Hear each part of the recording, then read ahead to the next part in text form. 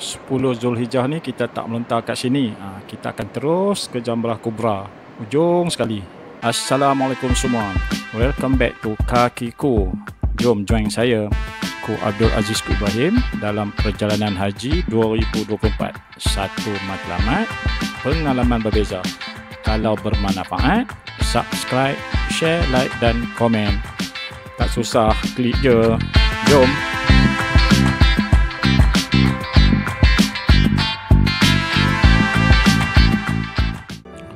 Habis je membabit kat Muzdalifah, kami dibawa masuk ke Mekah semula untuk lakukan tawaf dan sa'i haji. Kita orang sampai Mekah dalam pukul 4 pagi, letak beg kat hotel, terus pergi ke Masjidil Haram untuk solat subuh, tawaf dan sa'i pada 10 Zulhijjah tu. Gambar ni lepas tawaf haji. Gambar ni pula duk tunggu bas nak ke Mina untuk melontar di Jamrah Aqabah atau Kubra. Alhamdulillah, baru je turun dari bas. Bas tak boleh nak drop jemaah kat pintu kemah 112 sebab jalan tutup. So menampaklah sikit. Tak jauh pun, 500 meter je.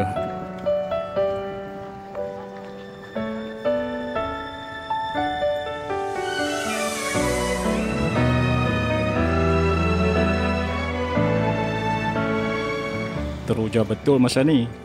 First time sampai Mina dan tengok keadaan di Mina dan Arafah. Jutaan manusia.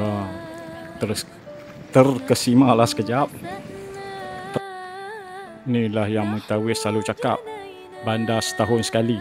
Sampai musim haji, penuh manusia. Selesai haji, sunyi. Musim haji tahun depan, penuh semula. Allah, Allah ya Rasulullah. Mina Towers ni difahamkan khusus untuk jemaah haji domestik Arab Saudi je. Allahu'alam. Tu kompleks melontar jamrah.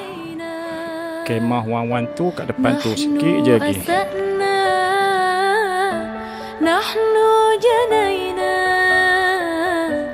Alhamdulillah sampai kemah Wan tu. Rehat dulu, lepas maghrib nanti baru kita pergi melontar Jamrah Kubra. Allah, Allah ya Rasulullah. Allah, Allah ya Rasulullah. Allah, Allah ya Rasulullah. Ya Rahmat. Ni perkhidmatan self-service teman-teman sebilik. Awak cukur saya cukur awak balik. Sebenarnya di Mekah tadi dah boleh bercukur sebab dah selesai tawaf dan sa'i haji. Tapi saya bercukur kat Mina ni sebab nak ambil afdalnya. Lepas je waktu maghrib, kami bergerak dari kemah ke kompleks Jamrah. Untuk ke Jamrah Kubra, jarak dia lebih kurang 800 meter satu hala.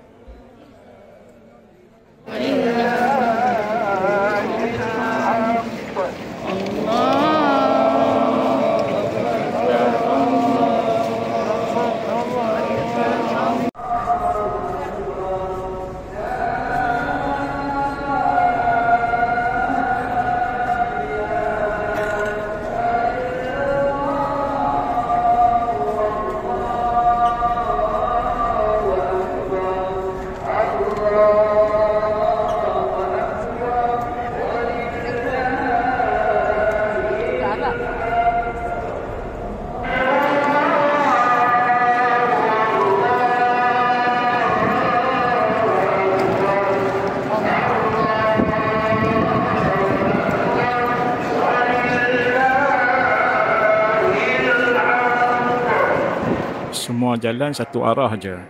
So kena ikut arus lah. So untuk hari ni 10 Zulhijjah kami melontar Jamrah Kubra sahaja. Guna 7 biji anak batu dulu.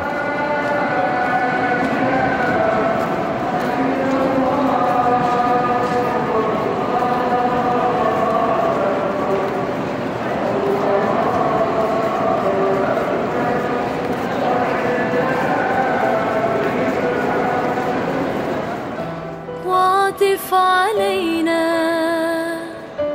نحن أسأنا نحن جنينا لولاك يا أحمد ما بقينا الله الله يا رسول الله الله الله يا رسول Kita datang dari kemah tadi. Inilah jamrah pertama yang akan kita jumpa, Jamrah Sugra. 10 Zulhijjah ni kita tak melontar kat sini. Kita akan terus ke Jamrah Kubra, ujung sekali.